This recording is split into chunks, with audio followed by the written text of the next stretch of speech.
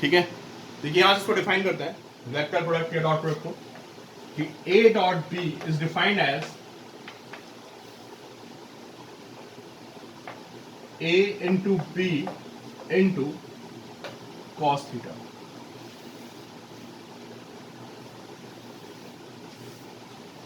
where A is magnitude of vector A, है ना, कभी कभी हम ए को मॉड ए भी लिख देते हैं, ठीक है, also written as mod A, मतलब magnitude of A. And what is B, this is magnitude of B, या इसको कभी कभी हम मॉड बी भी लिख देते हैं, ठीक है। तो आपको ऐसे भी लिखा मिल सकता है कि A dot B is equal to mod of A into mod of B और इंटू कॉस थीटा। दोनों बातें सेम है ना। मैग्नीट्यूड को लिखने के बाद दो तरीके होते हैं, ठीक है। This is A dot B.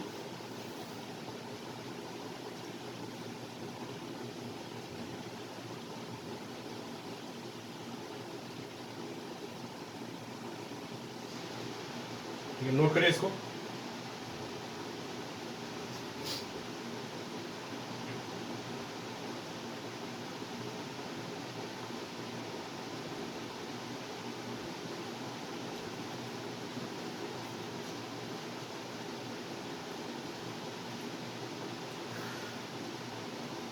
Note कर लिया आपने इसको।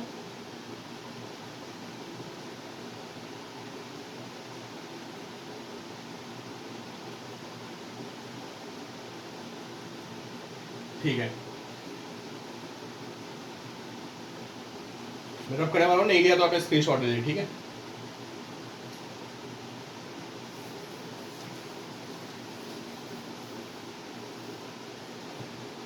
ठीक है, सबको पता होगा, बाय वाले बच्चे इसको नोट करें। If theta is less than 90, है ना, and if theta is greater than 90 and if theta is equal to 90, if theta is less than 90 in this case cos theta is positive, if theta is more than 90 in this case cos theta is negative, and if theta is 90 in this case cos theta is 0, ठीक है। तो जो आपका a dot b होता है, ये सब बातें अभी आपको थोड़ा आगे समझ में आएगी, है ना। a dot b is positive, ये पॉजिटिव आएगा when theta is less than 90, ठीक है। एंड a डॉट b मतलब ab cos theta is negative when theta is greater than 90, okay. And a dot b is 0 when theta is 90। इसको note करिए, बहुत simple point है ना।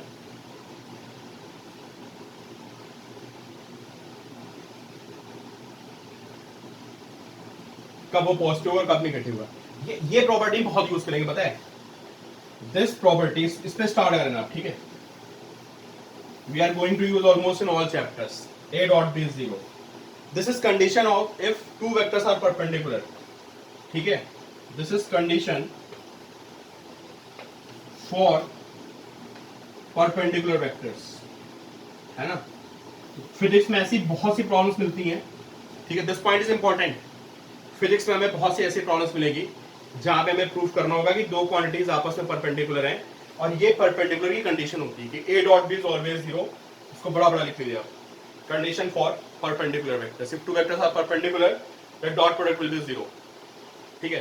This is important point, ठीक है। ये एंगल निकालने के लिए यूज होता है, बहुत सारे इसके एप्लीकेशंस होते हैं डॉट प्रोडक्ट के, और एक इसका एप्लीकेशन होता है to find angle between vectors. अभी तक हम लोगों ने वेक्टर्स के बीच में एंगल नहीं निकाले थे, इसको पढ़ने के बाद हम लोग फाइंड करेंगे कि वेक्टर्स के बीच में एंगल कैसे निकालते हैं। रब किया जाए इसको, बोलिए। फिर स्क्रीनशॉट ले लो, एक स्क्रीनशॉट में इसको रब करने वाला हूं।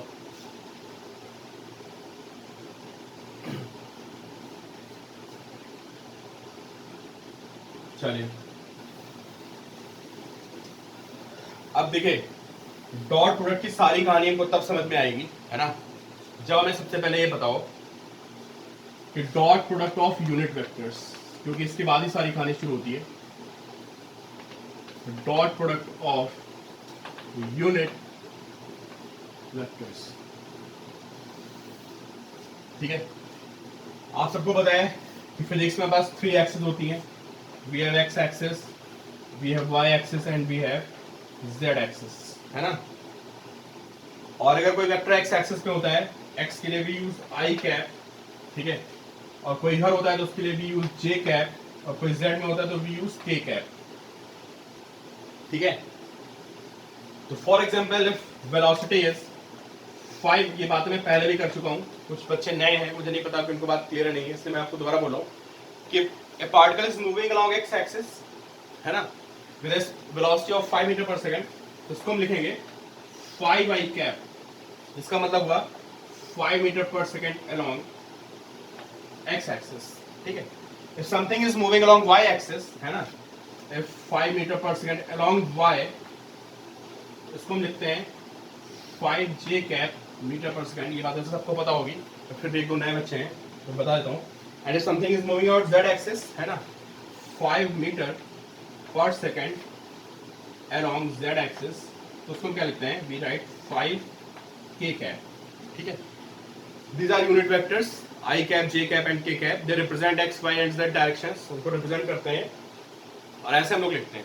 और अगर कोई बीच में, तो अगर कोई वैल्यू इसके बीच में, तो फिर क्या होगा, उसके बाद आपको आई कैप भी आएगा, जे कैप भी आएगा और के कैप भी आएगा, ठीक है। कोई सिर्फ एक्स के लॉन्ग होगा तो ओनली आई कैप, सिर्फ वाई के लॉन्ग होगा तो ओनली जे कैप, और सिर्फ जेड के लॉन्ग होगा तो ओनली के कैप। लेकिन जब वो वेक्टर बीच में होगा, जब फुटबॉल को किक मारते थे आपको बताया था, तो उसके तीनों कंपोनेंट्स होते हैं A X, A Y and A Z. ये बातें हम डिस्कस कर चुके हैं, ठीक है। तो थोड़ा आपको आइडिया है आई कैप, जे कैप, के कैप का। अब देखते हैं, ठीक है। सबसे पहले फॉर्म लिखते हैं A dot B. What is A dot B? A dot B is magnitude of A into magnitude of B and into cos theta, ठीक है। If I write I dot I, तो आपको पता है mod of I into cos, बोलिए angle कितना है? अरे जल्दी से बोलो यार, एंगल कितना आएगा? और कोई नहीं बोलेगा? ठीक है, 2 लोग बोलेंगे बस पूरी क्लास में, ठीक है।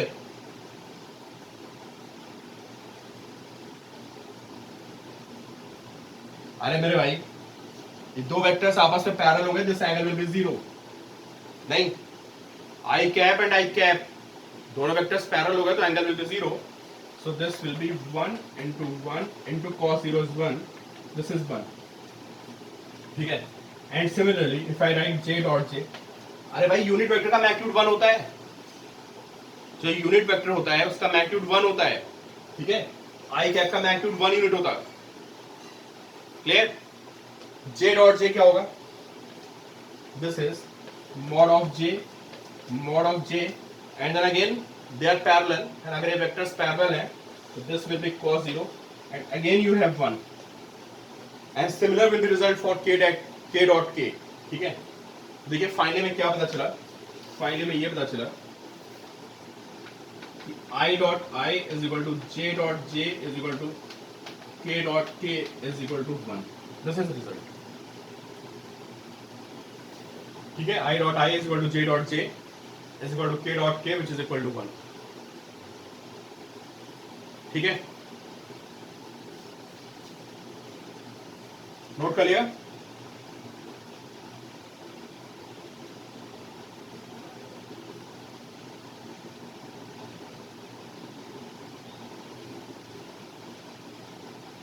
ठीक है, चलिए okay. Then we have i dot j, what about i dot j? चलिए इसका आंसर बोलिए, i डॉट j का कितना होगा? ठीक है, और कोई नहीं बोलेगा? शौर्य ने बता दिया, अमन ने बता दिया, और कोई नहीं बताएगा? अरे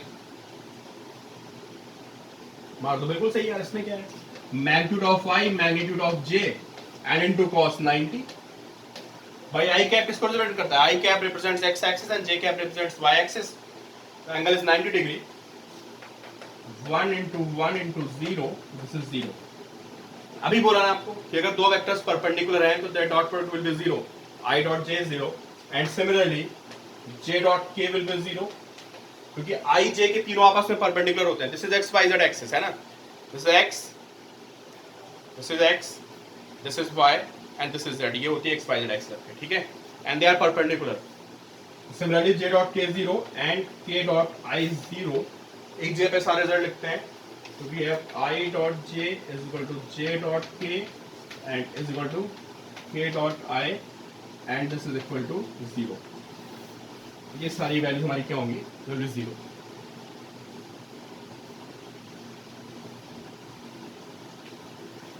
ठीक है.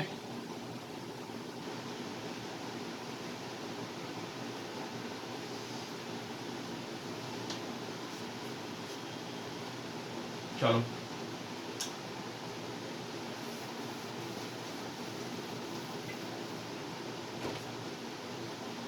अब देखते हैं कि how to multiply two vectors, है ना. अब यार दो तरह से क्वेश्चन आ सकता है. देखो,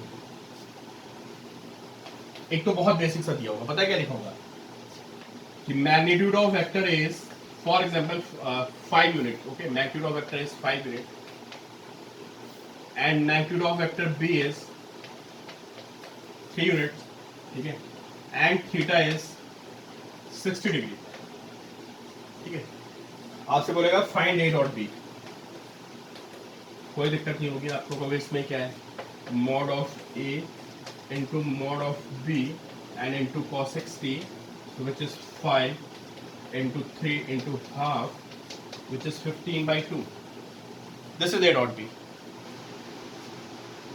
ठीक है, ए डॉट बी इज 15/2. तो इसमें आपको दिक्कत नहीं होगी, आप वैल्यू निकाल देंगे. ठीक है, और नोट कर लीजिएगा आपने.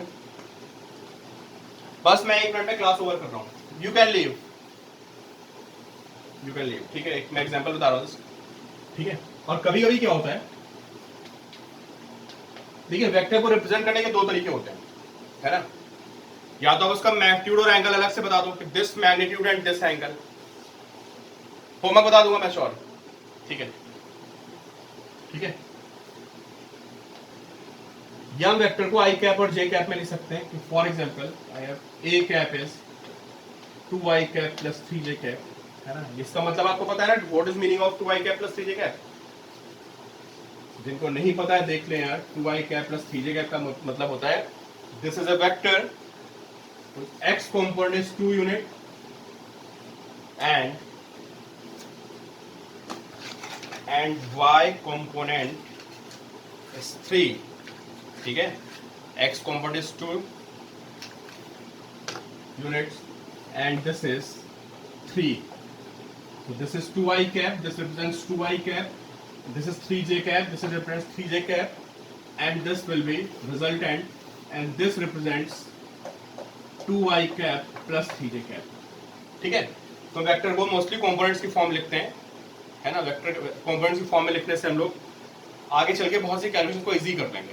ठीक है, and another vector b is, चलिए इसको मैं लिखता हूँ simply i cap plus j cap.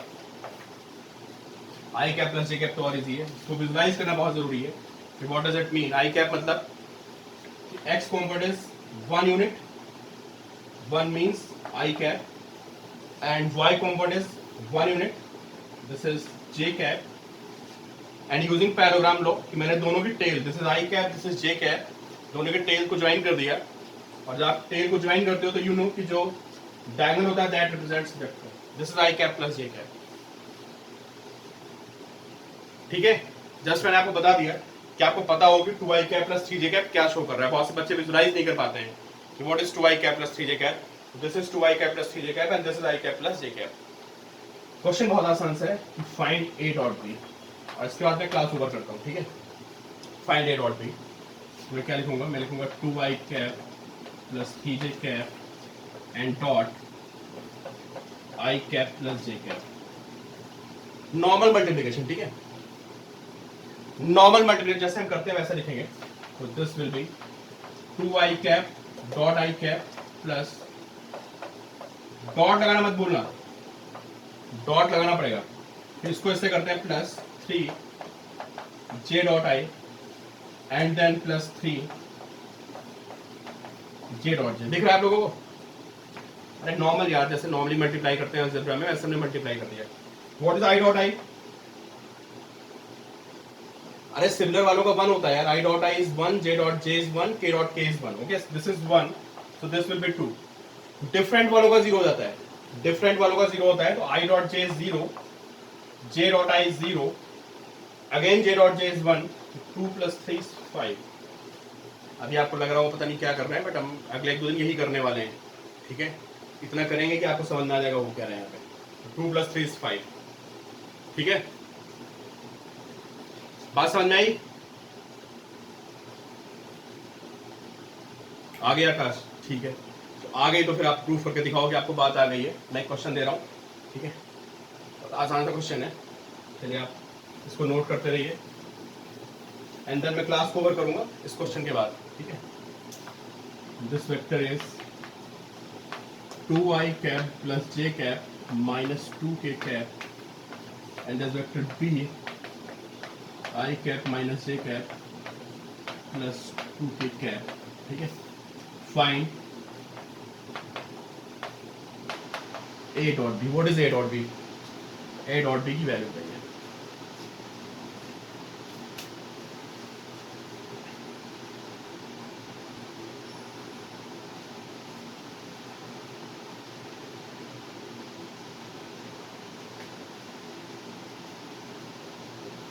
यार एक काम करो, पहले ऐसे आंसर निकालो बिना सॉल्व किए हुए।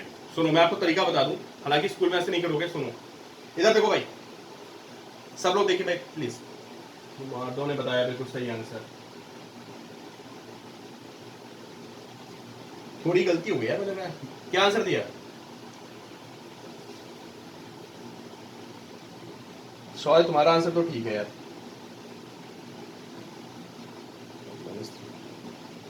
थोड़ी गलती कर दी माधव आपने। ठीक है, मन सही। सुनो, पहले शॉर्टकट देखो क्या है। देखो आई डॉट आई कितना होता है, बोलते रहना साथ में।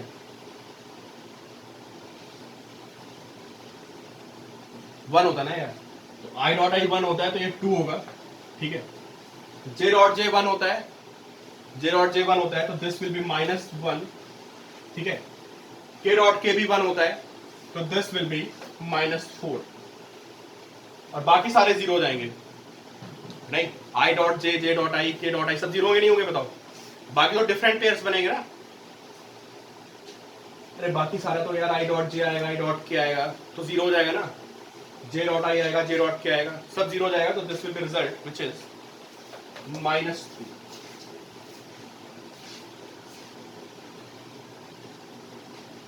आगे बात समझ में? ठीक, लेकिन हमें पूरा लिखना पड़ेगा। अगर ये क्वेश्चन स्कूल में आता है ना, तो आपको पूरा लिखना पड़ेगा। 2i डॉट आई, फिर आई डॉट जे, फिर आई डॉट के, टोटल यहाँ पे 9 पेयर्स बनेंगे, आपको लिखने पड़ेंगे। इसके 3 पेयर्स बनेंगे, फिर इसके 3 पेयर्स, इसके 3। मैं भी लिख नहीं रहा यहाँ पे, ठीक है? टोटल 9 पेयर्स बनेंगे, तब जाके आपका आंसर आएगा -3। चलिए क्लास ओवर करते हैं, ठीक है? अमृतांश एंड मार दो।